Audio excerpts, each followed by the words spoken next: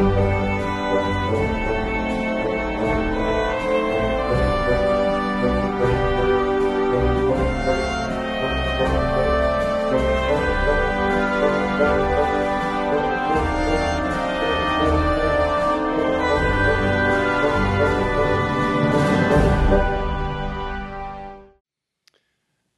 teacher gave an assignment to her kindergarten children after she read them Bible stories.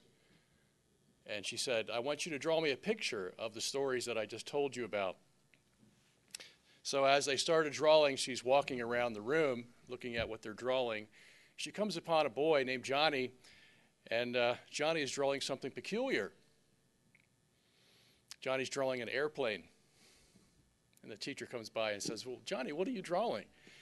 He goes, I'm drawing an airplane. She goes, well, why are you doing that? I told you some Bible stories. And he says, well, this is the flight to Egypt. And she says, well, and who are those people there in the plane that you're drawing?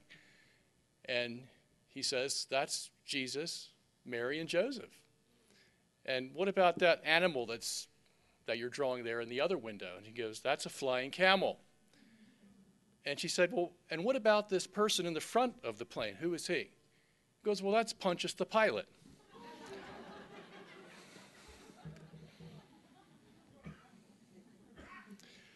Unfortunately, men themselves draw pictures of airplanes when they should be drawing pictures of donkeys when God gives them commands.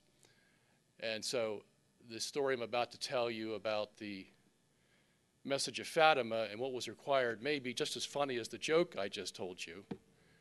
And that is unfortunate because sometimes the machinations of men do the same thing as children. They act like children. Why is the world in such turmoil today? The answer may surprise you. It is not because of the Jews, the Muslims, the Russians, the Americans, or the Iranians.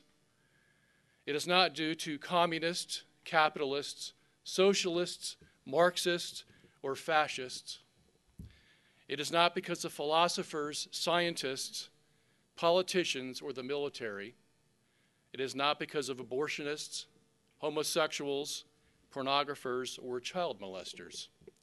It is not due to Wall Street, credit default swaps, tsunamis, or melting nuclear reactors. No, these evils are the result of a much higher power. The group I have in mind has the power to mitigate a majority of these evil forces. And to do so, it doesn't need to cross high mountains or tread deep seas. It only has to obey one simple command, a command that can be accomplished very quickly and with little human effort. But unfortunately, this group, for the last 83 years running, has refused to comply with the command. And as a result, these evil forces have been unleashed on the world as a divine chastisement, a chastisement, I might add, of which this powerful group had been forewarned would come if they did not comply with heaven's command. This group is, with little argument, the most powerful group of men ever assembled on the face of the earth. So powerful that they have no use for guns or bombs. They only need speak, and throngs will either benefit or suffer here and for eternity. They wield the most powerful force in the universe, a force that if it were to be compared to the four largest powers combined on earth today, Russia, China, America, and Israel, as Isaiah says, they would only appear as dust on the scales. So powerful are they that whatever they say on earth is endorsed in heaven.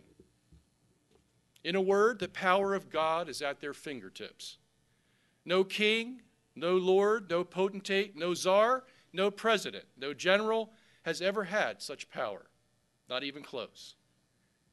All of them combined are like toys compared to the power of this group.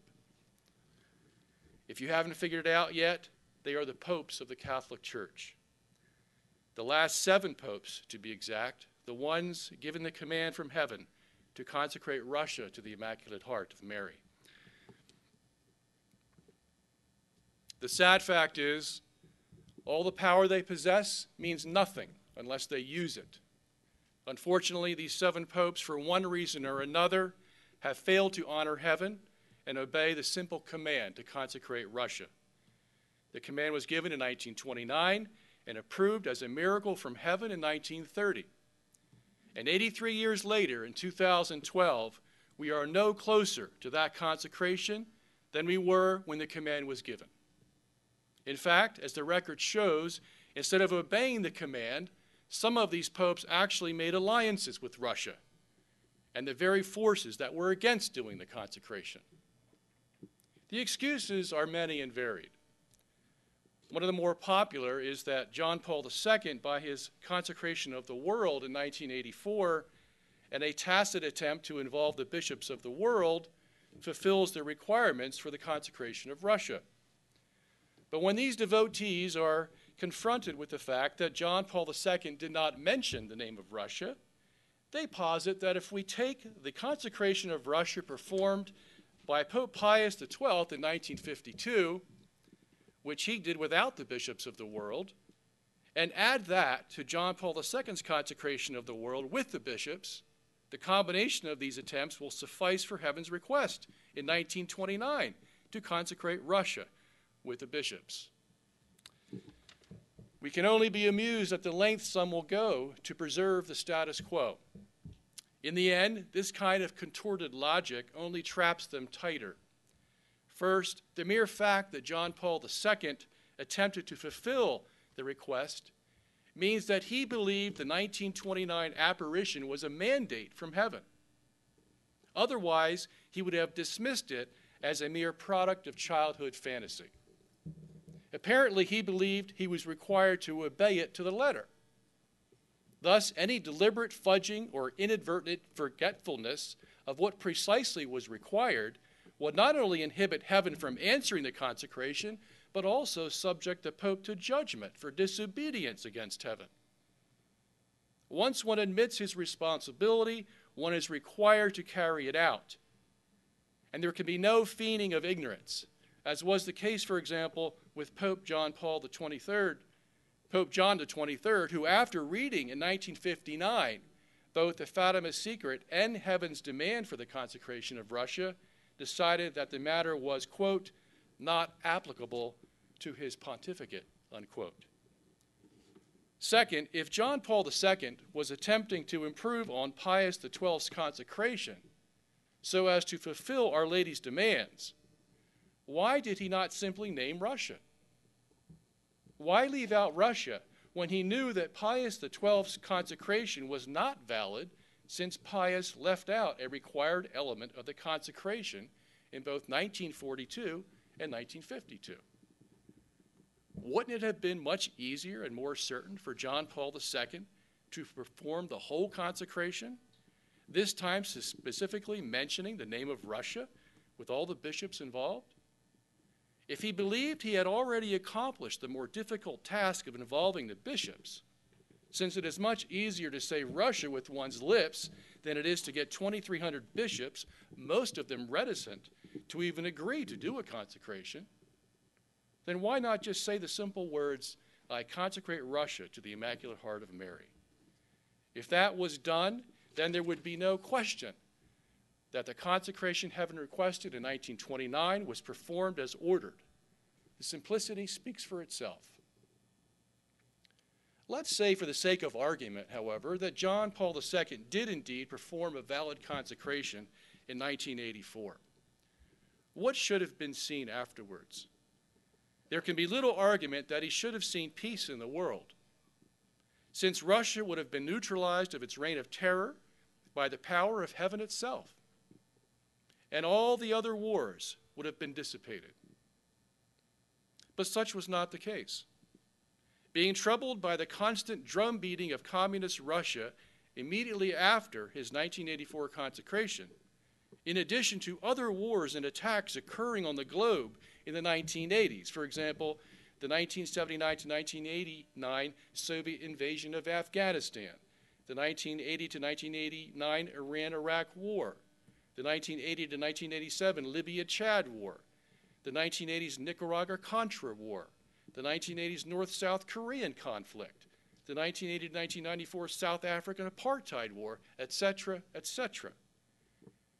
John Paul II, instead of waiting for the peace promised from a valid consecration, immediately organized the 1986 Assisi interreligious prayer meetings with the express purpose of having the world's anti-Christian religions pray for world peace. His biographer, Cardinal Stanislaw Zivice, the author of A Life with Carol and the personal secretary to the Pope, put it this way, quote, John Paul II thoroughly studied the question from every angle. Then one day, it all crystallized in a brilliant inspiration. I've realized what we need, the Holy Father confided to me, a prayer for peace with all the religions. The result was the World Day of Prayer for Peace, which was held on October 27, 1986, in Assisi. On the Pope's right were Robert Runcie, the Archbishop of Canterbury. On his left were the Dalai Lama and the other non-Christian delegates, unquote. The motivation for Assisi is revealed in Zivice's next statement. He says, quote, as if to enshrine the historic moment, there wasn't a single battlefield death anywhere in the world on that day, unquote. In other words, it didn't matter if dozens of battlefields were occurring before and after October 27, 1986. As long as there was peace on that one particular day, the Pope pretended he had heaven's blessing for one of the most controversial and unprecedented events in the history of the papacy, the prayer gatherings at Assisi. The irony of Zivice's statement is that there were more wars and conflicts occurring between 1984 and 2005, the year that John Paul died, than at any other time in human history. I did a research on the amount of wars that were occurring between those two dates, 1984 and 2005. I have a list here that I'm not going to read, but the list has 52 separate wars, battles, skirmishes, and conflicts occurring in the world during that time period. Some of these you weren't even aware of because they don't get newspaper print. The Afghan Civil War, the Albanian Civil War, the Angola War, Bosnia Civil War, Burundi Civil War, the Britain-Argentina conflict, Central African Republic Civil War, the Congo Civil War, Croatia-Serbia War, Ethiopia Civil War, Ethiopia-Somalia War, Ethiopia-Eritrea War, the Georgia Civil War. On and on the list goes. This was the condition of the world during the pontificate of John Paul II. In addition to other significant acts that were occurring, the assassination of Gandhi, the bombing of the U.S. Embassy in Beirut, the Columbine School Massacre, the demolition of the World Trade Center, the downing of Pan Am flight over Lockerbie, India and Pakistan testing nuclear weapons, the massacre in China's Tiananmen Square, NATO's attack on Serbia, the Oklahoma City bombing, and on the list goes. That was the condition of the world.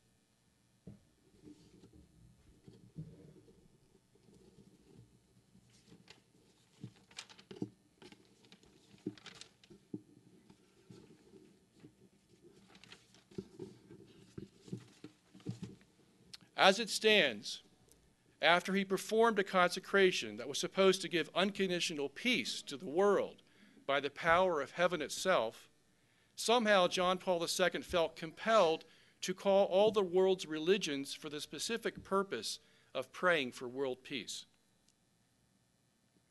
Shouldn't this strike us as odd, if not blasphemous, against heaven? If in March 1984 John Paul II performed a legitimate consecration that fulfilled the 1929 request, then should he not have waited for the peace promised by heaven? His Assisi gathering in October 1986 was just 2.5 years after his March 1984 consecration, which means that the planning of Assisi 1986 must have occurred much earlier, for large events are not put together overnight. So within just a year or so after his 1984 consecration, John Paul II is already fretting about not seeing peace in the world. Is he thinking that heaven missed its call? Didn't he trust Our Lady and her Son to give what they had promised? Indeed, if a valid consecration was performed in 1984? Had we been waiting for a valid consecration of Russia since 1929? And didn't we watch in consternation as Pope after Pope failed to fulfill it decade after decade? If the Fatima consecration were finally fulfilled in 1984, would we not have expected heaven to shower us with peace and prosperity after 50 years of virtual hell on earth? After all, when Pope Benedict XV prayed publicly to Mary for peace to end World War I, within 8 days, on May 13, 1917, God sent Mary in the vision of Fatima to tell the Pope that the war would soon end. In the final vision of October the 13th, 1917, she provided the miracle of the sun to confirm her message, witnessed by 70,000 people and verified by the secular newspapers. World War I came to an end the very next year. It is also odd that John Paul II put such great effort into bringing the pagans and non-Christians to Assisi, an effort that must have cost millions of dollars, yet no effort was made to bring even a representative sample of the world's bishops to Rome to help in performing the 1984 consecration. How ironic that African animists, Buddhists, and dozens of other non-Christian religious leaders came to the doorstep of Rome in 1986, but Rome's own bishops are nowhere to be seen in 1984. And perhaps they would not have come because many of them had already discredited Fatima as the delusions of childhood fantasies, thanks to the one man the Vatican hired to dissuade them, Father Edward Donis. Assisi 1986 was then followed by 5 smaller interreligious prayer meetings in the late 1980s and early 1990s, with a grand finale at Assisi 2002. After Assisi 1986, the Pope thought all was well with the world when the Berlin Wall came down 3 years later in 1989. Many hailed it as the direct result of the 1984 consecration and the 1986 Assisi prayer meetings. But very soon thereafter, their castle in the sky came crashing down. Weiss tells us that President Bush, quote, did not alert the Pope, unquote, when he bombed Iraq just 1 year later in 1990, even though, quote, at 7 o'clock the evening before, Tehran, the Vatican foreign minister, had received the American ambassador without hearing a single word about the invasion, unquote. Weiss takes this as a, quote, genuine insult to a fundamentally meek, peace-loving man who followed the way of nonviolence, a slap in the face for a pope who was a witness to God of peace. He was saddened, profoundly so, in fact, unquote. But Weiss then tells us the real motive for the sadness John Paul II is quoted as saying, quote, I have done all that was humanly possible, unquote. Adding that the Pope, quote, immediately called together his collaborators from the Secretariat of State in order to decide what steps to take on the humanitarian and diplomatic level, unquote. For war, quote, presaged tragic suffering for the civil population, unquote. But isn't this precisely the problem? John Paul II did only what was, quote, humanly possible, unquote. That is, humanitarian and diplomatic maneuvers, instead of doing what was divinely mandated, the proper consecration of Russia. Wasn't it a slap in the face to Our Lady when John Paul II essentially told her that he had a better way to take care of business with the world through political diplomacy that depended on the goodwill of Russia, as opposed to saying the simple words, "I consecrate Russia to the Immaculate Heart of Mary," which would have targeted Russia as the world's main villain? Wasn't it a tragic suffering for the civil population when John Paul II and his predecessors refused to do a proper consecration for 5 straight decades? Which failure, as heaven itself warned, forced God to use Russia as his arm of wrath against the church and the world? Which is precisely what we saw in most of the 20th century. In the end, the Pope blamed the U.S. president for starting another war in Iraq, but in reality, it was the Pope's disobedience against heaven that paved the way for that war. The castle in the sky suffered a further blow, as Sugenis describes the next series of events. Quote, "The Gulf War, 1990, might have seemed like a distant incident on the periphery, a situation that would have no significant impact on the general climate of stability. But the war that broke out almost simultaneously in former Yugoslavia and dragged on for years, like a spreading cancer, dispelled any illusion that the world had set out on the road to peace," unquote. So here we have one of the closest men to the Pope admitting that the peace they believed was on the horizon in 1989 when the Berlin Wall fell down was in fact merely, quote, "an illusion," unquote. As such, the first thought that should have entered the Pope's mind was, I don't have peace in the world because I didn't do a proper consecration in 1984. Or, I don't have peace because I mistakenly believe that my Assisi prayer meeting with pagans and non-Christians was going to be blessed by God. What we have instead is Sugenis proceeding to do his blind apologetics for the Pope. Even then, Sugenis shows his own duplicity by downplaying the, quote, "contradiction between the Holy Father's absolute opposition to the Gulf War and his insistence on the right to humanitarian intervention in the fierce ethnic conflict that was tearing apart Bosnia-Herzegovina," unquote, claiming that the two situations were radically different. Perhaps we are supposed to believe that Our Lady promised no more war, except perhaps a few here and there, so as not to make her triumph so obvious. Instead of doing some serious introspection and in turn discovering that the best laid plans of mice and men had come to naught, Sugenis tells us that the Pope decided to up the ante. He writes, quote, "What was needed after the fall of the Berlin Wall was the creation of a new international order. The UN should have focused on putting out the many brush fires that threatened what was already a very fragile peace, but nothing was done," unquote.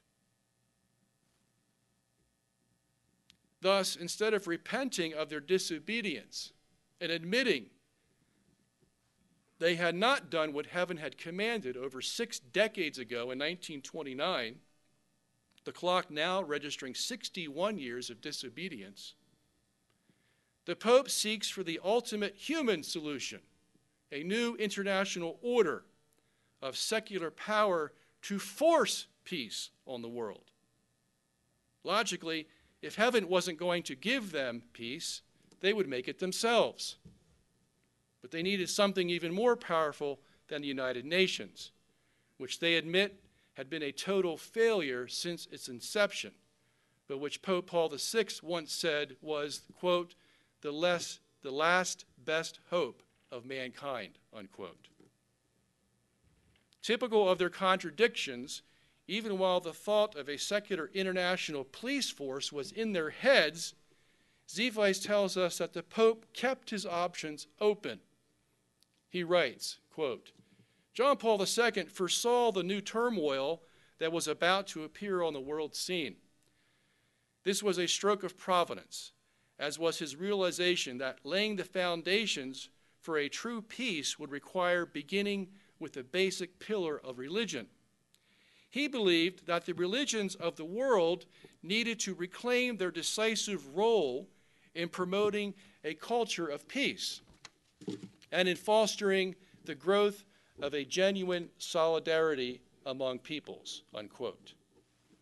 Hence, whatever would seal his legacy as the peace pope, whether it was secular, a peace force, or a religious consensus, it was permissible as long as the job was done. Either way, John Paul II was determined to show that he did not fail in his mission. Zevice continues, quote, "The Pope also treasured an old dream of Bonhoeffer's, a world assembly of Christian churches that would forthrightly proclaim Christ's peace to a world insanely bent on self-destruction. Bonhoeffer never lived to see this idea realized," unquote. This is just more rationalization of an already out-of-control problem. As much as theologian Dietrich Bonhoeffer wanted peace in Europe during the Nazi reign, it was precisely because of the heterodox Christianity that he and his liberal colleagues, like Bultmann, Brunner, Barth, and many others, were teaching in European universities, which is probably the main cause for God's unleashing of the Nazi reign of terror. Liberal theology was permeating Europe. Bonhoeffer and his cohorts denied the deity of Christ. They denied the inspiration of Scripture. They denied the virgin birth, the second coming, the miracles of the Bible, and just about anything else that was sacred in Christian tradition. Yet, of course, they all claimed to be Christians. God was certainly not going to give Bonhoeffer peace, for Bonhoeffer never embraced the real peace God wanted to give through Jesus Christ. By the same token, God wasn't going to give John Paul II peace either. Like Bonhoeffer, he had also ignored heaven's commands. As it stands, John Paul II was depending on Assisi 1986 for his legacy, but he had no peace to show for it. Wars and rumors of wars were at an all-time high in the 1980s and 1990s. Even though Russia had been bankrupted by Reagan in a game of financial chicken, Russia merely morphed its evil empire image into a deceptive ploy of perestroika and glasnost. But John Paul II was well aware that underneath it all, Gorbachev and the Red Internationale were vying for a one-world government centralized in Moscow. Besides, Russia had already spread its tentacles of error throughout the world, not to mention that it recovered rather quickly from its financial problems and is once again one of the leading industrial and economic forces in the world. Moreover, the world scene showed no aversion to terror and war. This was no better displayed in the bombing of the World Trade Center in September 2001 and the subsequent U.S. retaliatory strike on Iraq, with Libya, Syria, and Iran in the crosshairs. Obviously, there was no period of peace, for all is not well with the world when one of the largest catastrophes in history is caused by the warring nations who, ironically, have also been meeting for decades at the United Nations in the same city, seeking an elusive peace. Unfortunately, with the drums of war still beating, John Paul II's next move is not an introspection or a reevaluation of his 1984 consecration. Rather, it is the planning of yet another Assisi prayer meeting in 2002 with pagans and non-Christians. A prayer meeting, we must add, which was motivated by the same problem: no peace to show for all the prayers that were said for 16 years prior, from 1986 to 2002. In fact, a 2002 meeting is even more elaborate than the 1986 version. But almost as if God was laughing from heaven at the Pope's "I've done everything humanly possible" mentality, Even bigger bombs pummel Iraq the very next year in 2003.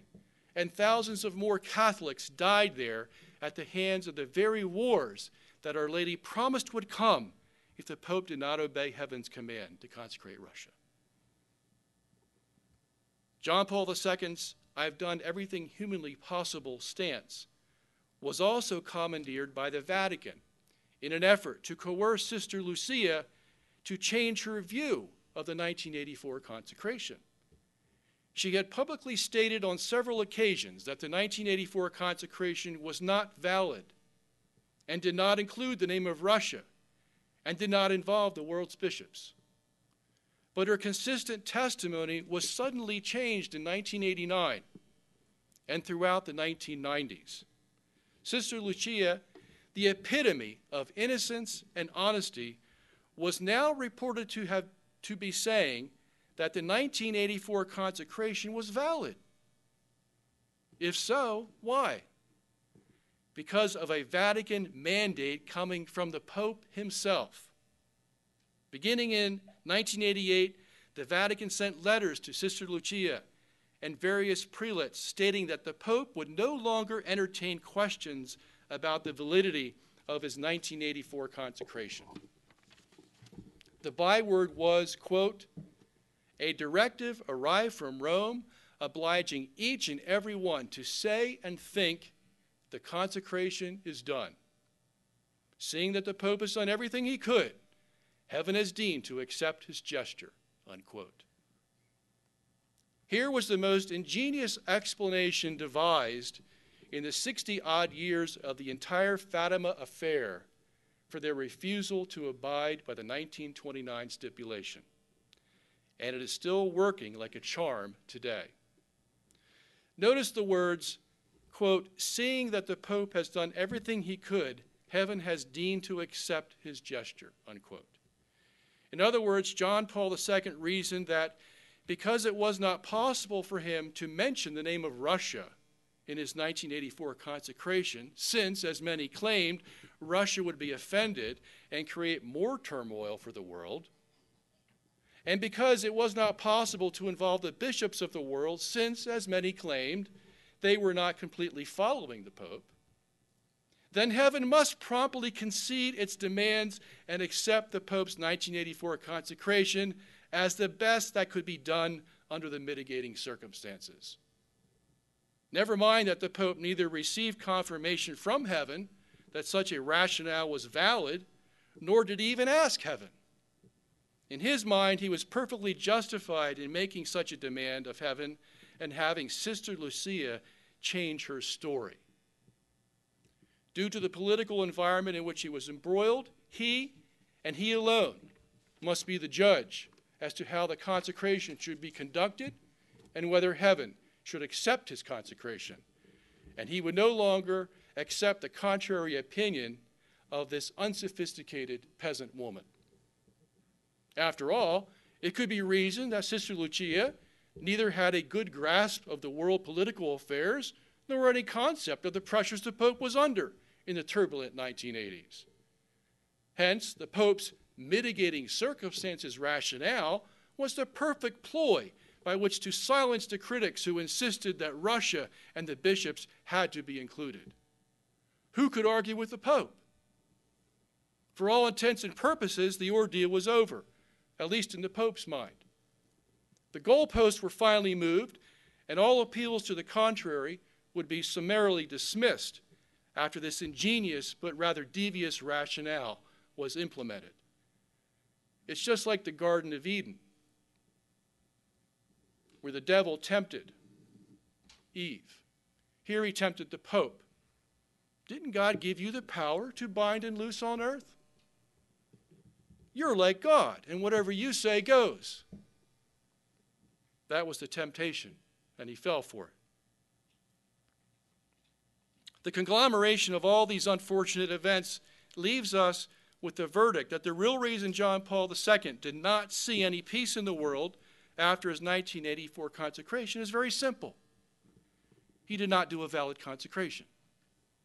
He failed just as Pius XII failed in 1942 and 1952. which led to World War II, the Korean War, the Vietnam War, and many other skirmishes in the world. Both popes failed to mention Russia in the consecration and/or did not have a representative group of world's bishops take part in the consecrations. No wonder there was no peace forthcoming. Why would we expect heaven to answer such blatant disobedience?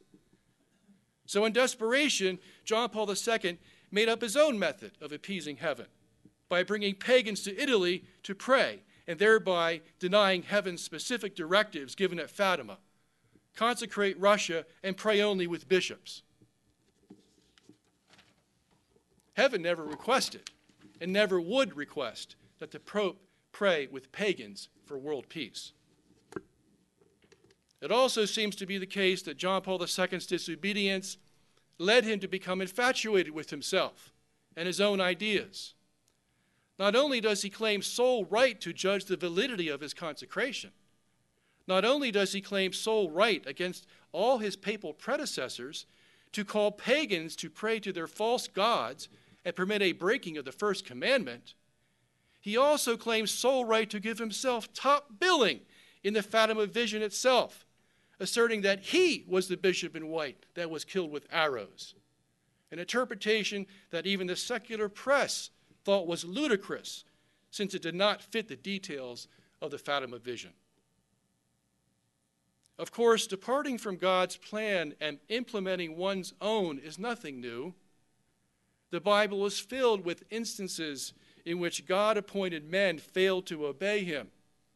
And St. Paul directs us to read those accounts as a solemn warning that we do not do the same in 1 Corinthians chapter 10, verses 1 to 11. From Abraham's taking of Hagar as his wife, to Aaron worshiping the golden calf, to Moses striking the rock twice instead of once, to Solomon apostatizing with foreign nations at the end of his life, to Ahaz refusing to take God's help against the cultic nations around him, the Jews were always making things more difficult for themselves. It stemmed from convincing themselves that they had a better method than God for curing the world's ills. In the process, they made it seem as if God forced them to climb high mountains and cross deep seas to do his will. But such was not the case. Neither mountains nor seas were in their way, only their pride, which led them to rely on everything humanly possible, yet deny everything divinely mandated. All that was needed was humble submission to God's word, and God would have taken care of the rest.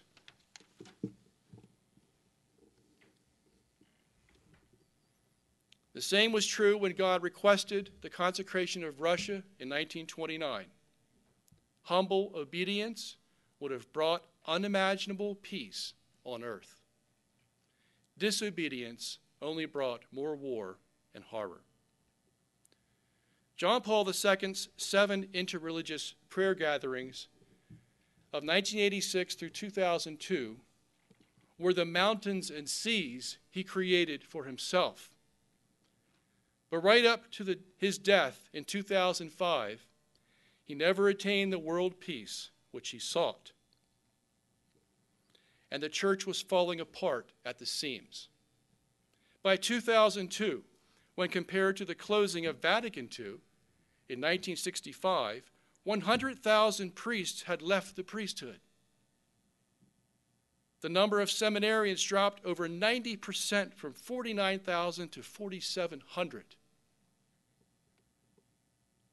And the number of seminaries dropped over 65% from 600 to 200. All this happened in the reign of John Paul II. The number of nuns dropped 60%, from 180,000 to 75,000, and most of the remaining are in old age and retired. Of 104,000 teaching nuns, the number dropped over 90% to 8,200. In the U.S. alone, ordained priests dropped over 70%, from 1,575 to 450. Many parishes have been without priestly vocations for many years. Half of all Catholic high schools have closed, with more closing each year. Whereas contraception, abortion, divorce, and homosexuality were relatively rare in the 1960s, by 2002, they were common sins among Catholics. Every one of the 188 Catholic dioceses in the United States alone is facing claims against priests in alleged sexual relationships with children. Richard Sipe, a laicized priest and psychotherapist, after studying the issue for 40 years and reviewing thousands of case histories, estimates that 20% of Catholic priests are homosexuals. He writes, quote, "This is a system. This is a whole community. You have many good people covering it up. There is a network of power. A lot of seminary rectors and teachers are part of it, and they move to chancery office positions and onto bishoprics. It's part of the ladder of success," unquote. Canon lawyer Father Thomas Doyle, who co-authored the 1985 Doyle-Moulton-Peterson report on sexual abuse among the clergy, estimated in 1990 that 3,000 priests were currently involved sexually with minors. They also estimated that about 12,000 priests were involved with adult women, with thousands of paternity suits filed against them. They estimated that 6,000 priests were involved with adult men in homosexual relationships. The total of all three categories is 21,000 priests involved in some type of illicit sexual relationship out of approximately 47,000, a total of 45%. The Kansas City Star revealed there are at least 400 known deaths of priests from AIDS, and probably twice that number, ranging from 4 times to 8 times the rate in the general population. 2/3 of the priests interviewed said they knew at least one priest who had died of AIDS, and 1/3 knew at least one priest living with it.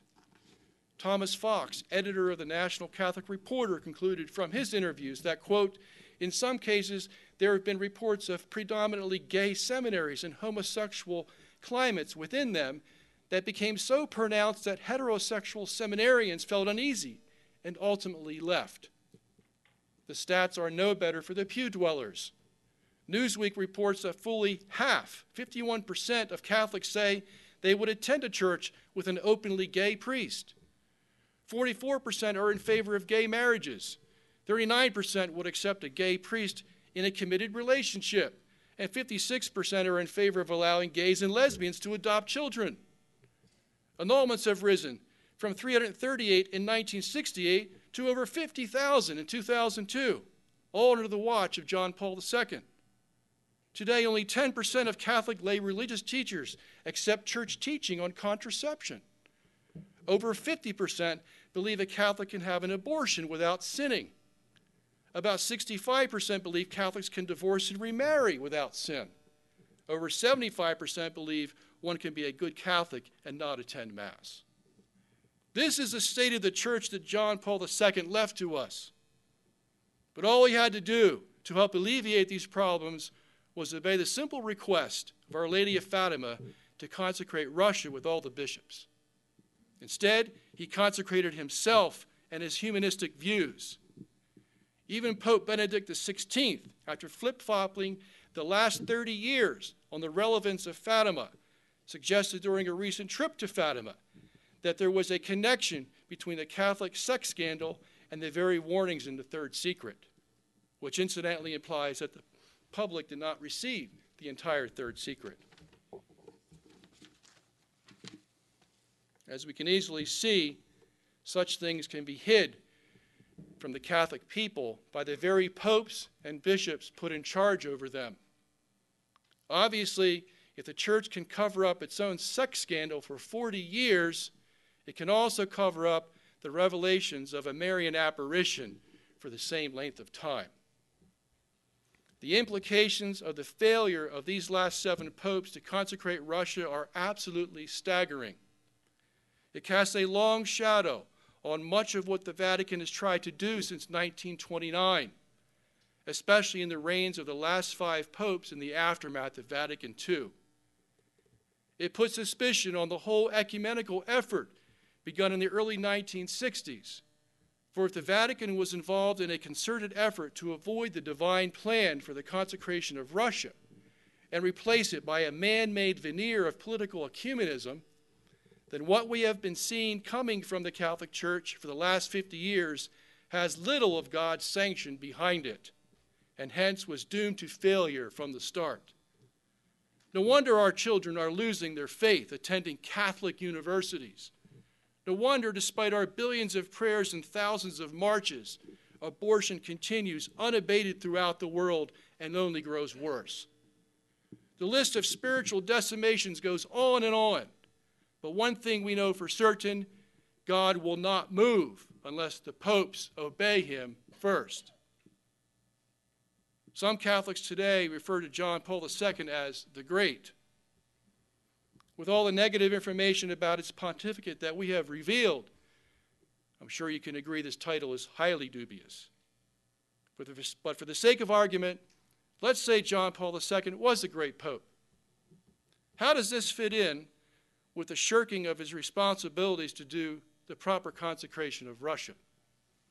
To find out, let's look at an example of another great man in history. His name was Moses. Moses, according to God himself, was the meekest man on earth. Numbers 12, verse 3.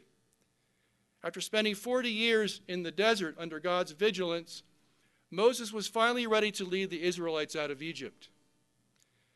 He opposed another great man, the Pharaoh of Egypt, and through 10 devastating plagues delivered by his godly rod, Moses was on his way to the promised land where he could enjoy the closing years of his life. But something terrible happened along the way.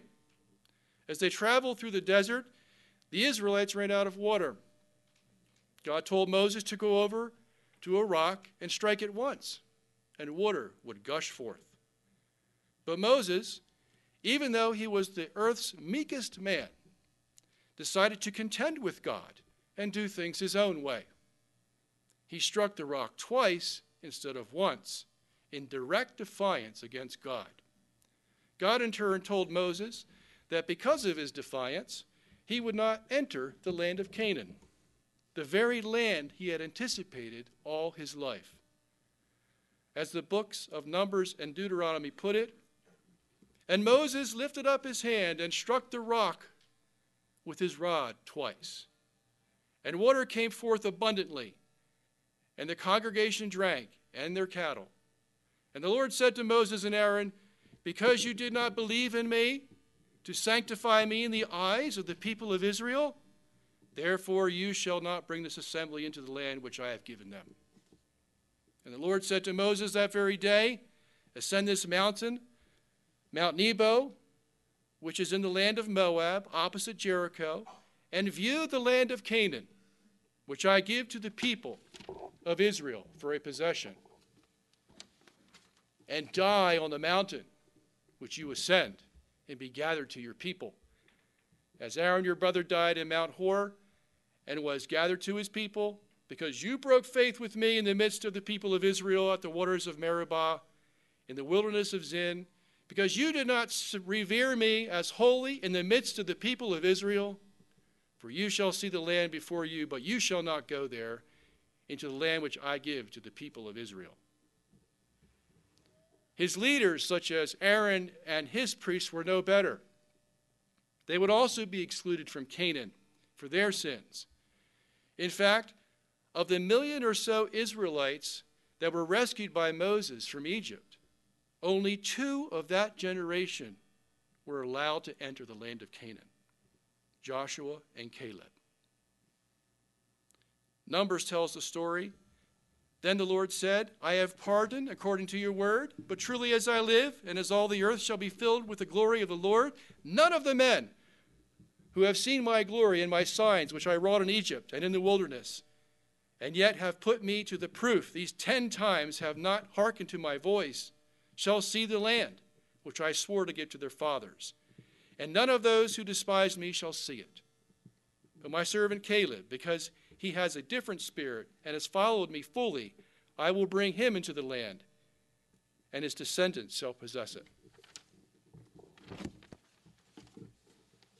The moral of the story is this: don't mess with God. If you do, you will be sorry, and for the rest of your life. John Paul II's story is similar to Moses's. Like Moses, he so earnestly wanted the promised land, Our Lady's period of peace. But like Moses, he wasn't willing to do it God's way. Moses striking the rock twice instead of once represents man's attempt to implement his own ideas in defiance of God, yet under the appearance of obeying God. Thus, John Paul II appeared to be obeying God in all his consecrations of the world, as well as convincing the church at large of the validity of his Assisi interreligious prayer meetings, his ecumenical gestures, and his political maneuverings. But like Moses, he was actually disobeying God. Like Moses, who was denied the peace of the promised land and died just before Joshua and the new generation entered it, John Paul II's disobedience would result in his own death before Our Lady's promised peace would come to a new generation of Catholics. In the end, Our Lady's promised peace will come because, as she prophesied, Russia will be consecrated.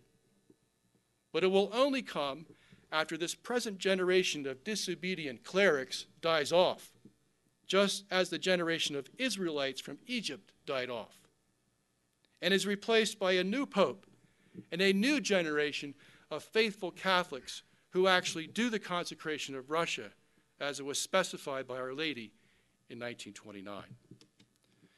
Thank you for listening. Please pray that our Pope will listen also.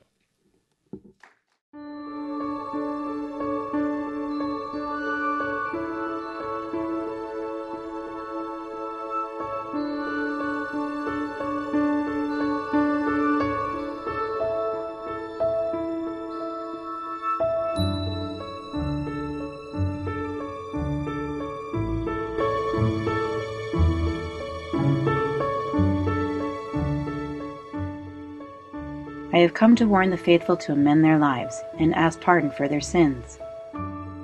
They must not continue to offend our Lord, who is already deeply offended.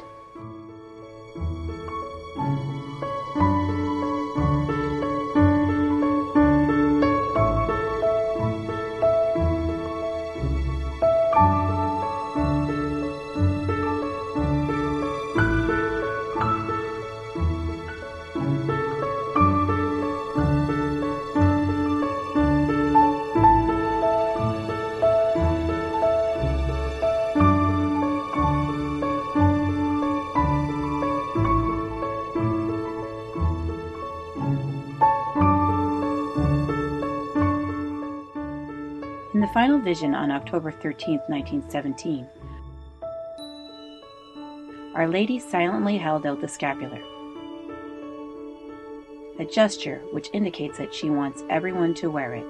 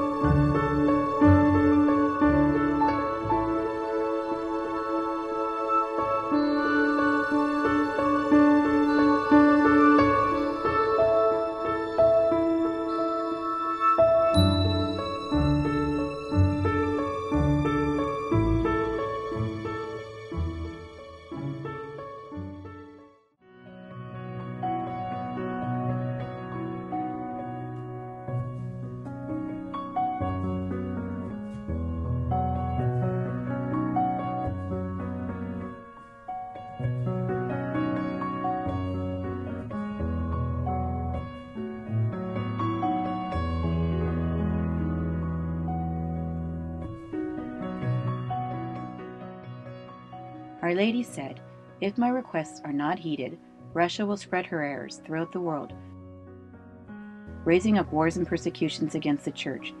The good will be martyred. The Holy Father will have much to suffer, and various nations will be annihilated."